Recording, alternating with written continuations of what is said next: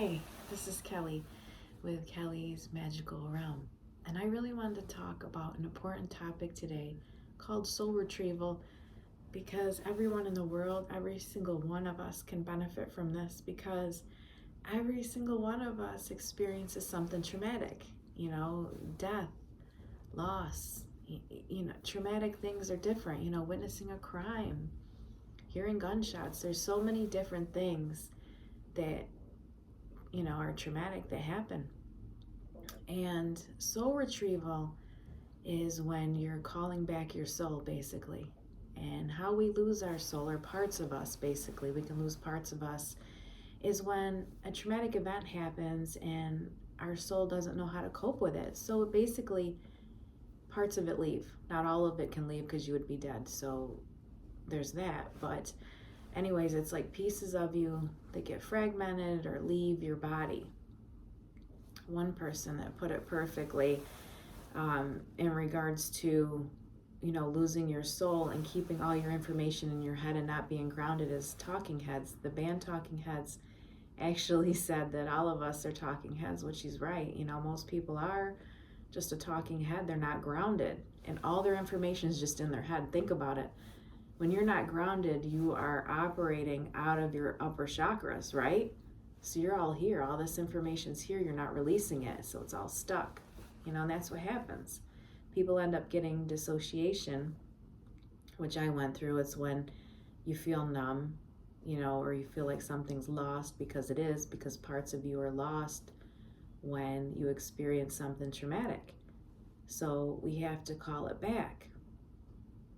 In some cultures, like there is the shamanic soul retrieval, which I've learned some about, and I did it, but honestly, I didn't really like it because I don't want to re-experience the traumatic event again. With the shamanic way of doing soul retrieval, you have to experience that again, and I don't want to do that. So there's other ways, and that's what I'm here to talk to you about. I've experienced magical ways to do it, and I wanted to share it with you. Because another thing with soul loss, soul retrieval, when you're losing fragments of yourself, another thing is when parts of your soul leave, it's because it doesn't trust you anymore. It doesn't trust your decisions, things like that, choices that you've made. You have to earn the trust back. You can start bonding with yourself. Ways that I've done this basically was through counseling, even through watching amazing podcasts and videos by Richard Schwartz. Dr. Richard Schwartz talks about parts of us that become disconnected or maybe hasn't grown up, like our inner child, different pieces of us. We have like a protector. They do these different roles. Well, we have to earn their trust and we have to be on the same page. Well, how do you do that? It's by getting in touch with yourself, by grounding, right? And when I say grounding, putting your feet on the floor. And what I do is I like to envision roots going down from my chest and then into the earth. But I do it slowly so that you're in the moment and you're processing this and you watch your roots go into the earth. Some of us need more than that, because I know for me, just doing that alone to ground wasn't enough. So for me, it's also movement. Through dance and through yoga, you can also retrieve your soul back. I think it's a constant process.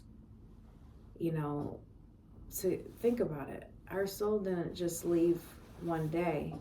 Like parts of us, I believe, like we lose little bits of ourselves through life, because life has its challenges. Through life, death is a constant thing. Trauma is a constant thing. A traumatic event could be even losing a job. Maybe you were so connected and so deeply attached to a job that, you felt like you lost a part of yourself when you weren't at that job anymore. That's a loss. Moving is a loss. A lot of things are a loss. It's different for everybody, but we experience this, or getting yelled at, being belittled, things like that. A lot of things, abuse, being hit, verbally abuse, a lot of things are very traumatic. And I believe, for me personally, the way I had to do it was to gain the trust in myself again. And I would do various exercises. What I'm going to show you now that I learned to do is feeling comfortable in my body and just taking a moment, tuning into my body, shutting my eyes for a moment, not listening to what's around me, and just listening to what's inside of me, right? And then telling myself, my soul, it's okay. Come back and sit in my body. Like telling my soul to sit in me, and watching it. I want you to picture your soul like above your head, or parts of your soul above your head, and you see it as like white light, and you're watching it come back down in you, and then getting comfortable. Like getting comfortable again in your body. Picturing it coming down, your soul coming back down to realign with you. And you're getting comfortable, you're sitting up straight, and you're watching your soul go back into your body. And that's one way that you could do it. But of course, that's going to be doing this several times. It's not magic. Like for me, I know I had to keep doing it daily sometimes. And then also, any type of soul retrieval, you're the one doing the work. You have to call the parts back to you. Other people help you. And any type of healing, other people are helping you. They're guiding you, but you're doing the work.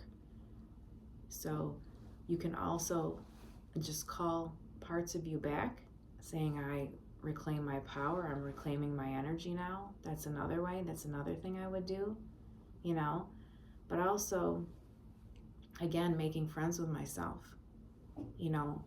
talking to the inner parts of me, sitting with myself in times of quiet, and just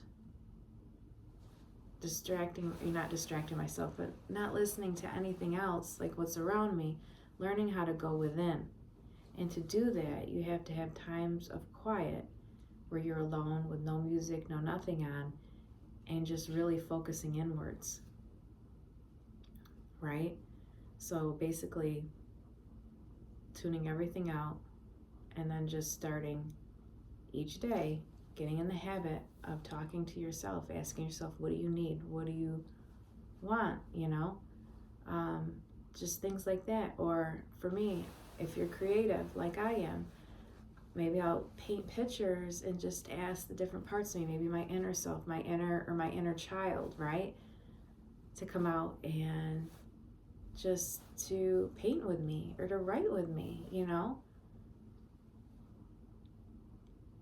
And that's some great ways, but also through movement. Through moving your body, you can get your soul back as well. Through dance, moving your feet, just moving your feet, walking around. But with the purpose and intent. It's different when you're walking blindly, just walking each day, you're in your head. But when you're back in your body, when you're in your body and you're paying attention, you're focusing on yourself, and you start doing movements and walking with the intent of bringing your soul back, getting parts of you back. There is yoga classes for it. I've been watching some now that they do yoga for soul retrieval, or there's certain dances for soul retrieval, somatic dances or different dances like that. So you're not stuck. That's why I like to tell people that there's so many options out there. If one thing doesn't resonate with you, try another one. Don't give up. Don't give up if you tried to do soul retrieval, didn't work the first time. Maybe you need to try a different one. Maybe that particular one didn't work for you. For me, myself, I really like doing it through movement, through dance, through yoga, even Qigong and Tai Chi. I love all of that. For me, I have to do more than one thing, because at different times we need something different. And like my counselor tells me, he goes, for me, I love having like thousands of tools in my toolbox. I just do, because at a different time, you need a different tool, right? You can't use, like, say something's calling for a screwdriver and you're using, a hammer, for instance. You have to use the right thing, and you have to feel comfortable. It has to resonate with you. So that's why I really wanted to talk about this today. Like I said, I feel it's very important that we all do this because grounding is so essential. Grounding is the one way that this trauma has to go through us, right? We have to be grounded to the earth in order for the trauma to go through us. Each day we have to do this. We have to remember how important it is to ground our energy, so that way we're not talking heads. That way all of our trauma and everything isn't stuck up here. You know, think about how heavy that is and the weight that we hold. And you probably have stress and tension in your shoulders because you're carrying around so much. Let it go. And like I said, with the intention, when you're doing these movements, do the movement, the walking or the dancing or the yoga, do it with the intent of letting go and release. You know, do it with that intent, and then you'll start feeling better. Learn to build that bond with yourself again, that trust, by going within, promising yourself.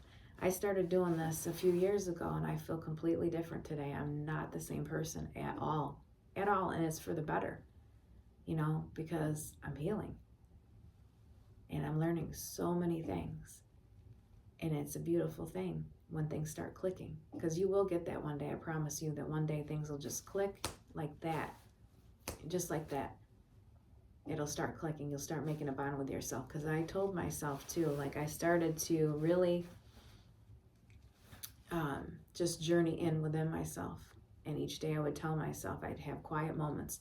I promise you this, I will never make that mistake again. I promise you can trust me, and I will do anything I have to do to survive, and I will listen to myself first, and that's that, you know. And a whole different thing started to happen, you know. I listen to my body now, because I can literally feel when something's off. When something's off, my body will shake. It lets me know. It alerts me all the time. It's like an alarm system, because I learned to listen to it. See, if you don't listen, you're going to miss the bells and whistles and the alarms going off, because our body's always trying to warn us. And if you're not listening, you're going to miss the beep, the alarm going off and things like that. But once you get back into your body and you start listening, you're going to hear those things when there's, you know, danger, or someone is toxic around you or something. You'll know these things when you start going within, and when you start really listening to yourself. You'll know the difference. You will know the difference between someone that has good intentions, someone that does not. And I'm going to stop here, but if you want to learn any more on this, if you want me to make any more videos on this, let me know in the comments. Thanks. Have a great day.